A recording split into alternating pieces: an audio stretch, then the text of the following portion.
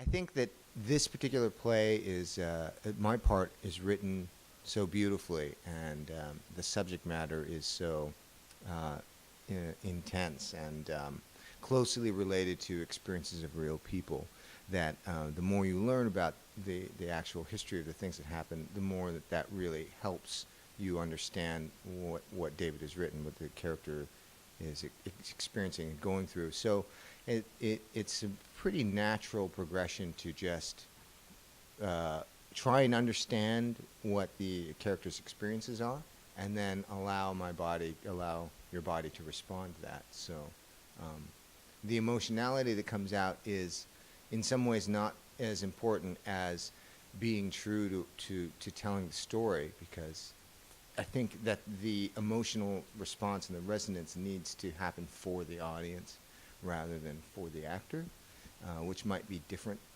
on stage than it is in film. But I do feel a very strong emotional pull doing this part because I find it very compelling. And I've done, in my younger days, I've done a lot of regional theater throughout the country, and I really haven't done too much in the last 10 years or so because I've been concentrating on film and TV stuff. But obviously this part and this play I couldn't pass up. I think David, the playwright, I don't know where he came up with this character, but it's essentially me, except for the war criminal part. That is. The writing is there, and you just sort of have to trust it. I mean, throughout the rehearsal period, we do get a chance to dig down and the homework that we as actors do, however we approach it individually. We do get a chance to dig deep and find out who the character is and what he or she is all about. But pretty much by the time we start on the stage, for me anyway, I'm hoping that it's in me, and then I'd sort of throw it all out, and I'm not even, that's not even in my mind. For me, I had to do a lot of research because I was not that familiar with the Khmer Rouge and the whole history of Cambodia. So that, that's one of the gifts of being in the play and doing the character so unlike me. And so marrying myself to those actual conditions and circumstances and understanding what happened is in as much as my brain could wrap around something that big and that large. And then just understanding it. So that was a lot of my preparation. But once you do that, then it's just about, then it's just about the work of any actor. But I have to say that was really, in the beginning, doing the research was hard for me. I had to kind of drop it and come back to it because it was so painful to even approach for somebody like me. I'm a mother, just any of that. And so you have to just, for me, I have to, once you do the research and you understand it, I don't think about any of that. I just really just try and be as present and listen to what's going on stage. And then whatever happens, and it's a great scene, not to give too much away. I met the director of this show, Pam McKinnon, doing theater in New York about over 10 years ago. And it was very exciting for me to be able to work with her again and to work in this play, which I haven't done a play in a couple of years. It's been more television and film for me in the last couple of years, but I had very much wanted to come back to the theater, and it had been bothering me that I hadn't done a play in a while, and then this opportunity came up. And I thought the play was really good. I thought it was a really strong script and very interesting.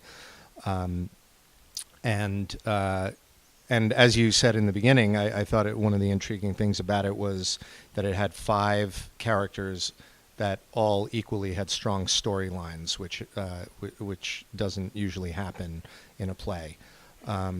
This play was critiqued in the LA Times for not having a protagonist, which I thought was unfair, because I think Yeah, it was. I thought it was I didn't understand that as a criticism because I thought that's one of the things that makes this play very interesting. It leads out to very ambiguous ethical waters. This play. If he's not the classic ugly American, he certainly has certain tendencies that, which are just a product of where he comes from. And it was just it was important for me not to make him a fool. Like I didn't want him to be, a character that the audience despises or has contempt for, and that was something I had to work through in rehearsal because I brought certain prejudices against the character to rehearsal, and a lot of it for me was trying to get more away from my own judgments of the character and to try to follow his positive through line. And he's actually, he's a person with a life and a troubled life, and he has certain difficulties and certain goals that he needs to attain. He has things he wants, and he has a job to do. And I think he's good at his job, or he tries to be good at his job. And I wanted to be, I wanted to honor that, at least, as like a guy who was capable and trying to do the right thing. And I'd also worked with the director before, just like Mather did. And she is an extraordinary director. I think we all would agree. She has this generous gift of allowing you to really, in the rehearsal space, come up with what you want and then sort of shape delicately without you feeling like you're being maneuvered. Some directors really almost tell you your hand goes here, your voice goes low, your hair's going to be like this, you're going to wear glasses. And she really lets it be so collaborative. And for that, I really feel thankful, because it was, both Mather and our characters I think, do have this potential for sort of being archetypical. There is that sense of the ugly American arriving in this land and let's laugh at them. And I think you do, thank you for saying that earlier, you really have to sort of fight for the integrity of the person you're playing. And I think David, the writer, knows that and would never want you to play it another way than that. But sometimes you can feel yourself, you could veer off in that sort of direction. But in terms of an emotional connection to the role, I always have this thing where if I read a play and there's even one line that makes me feel excited to say, then I'm sort of on board. And there are so many things that I get to say in this play that I feel blessed to put out there in the world. It's just, and sometimes they're surprising things. They're not necessarily, like you have some lines too that I could actually argue, even if I had no lines I liked, you have lines that I'm in your scene with you, and I go, God, I can't believe I get to be in a space and hear that.